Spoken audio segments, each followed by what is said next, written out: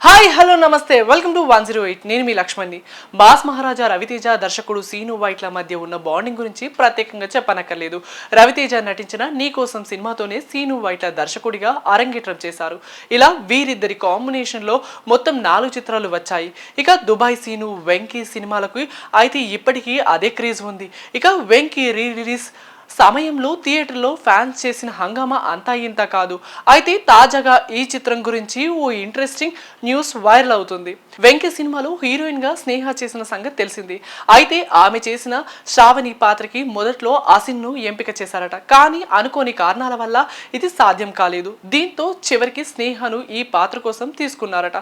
ఈ విషయాన్ని స్వయంగా సీను వైట్లనే ఓ ఇంటర్వ్యూలో చెప్పారు. కానీ ఈ పాత్రలో స్నేహ అద్భుతంగా నటించారు.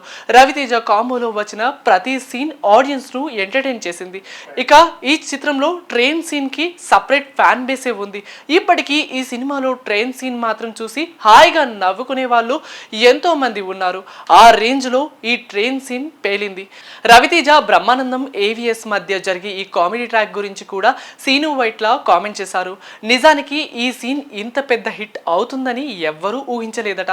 అలానే ఈ సీన్ పై చాలా మంది నటీనటులు కూడా అంత ఇష్టం చూపించలేదట.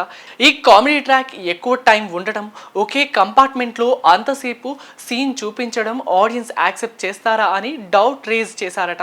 కానీ రిలీజ్ అయిన తర్వాత ఈ సీన్ సినిమాలో మెయిన్ హైలైట్ గా అయింది.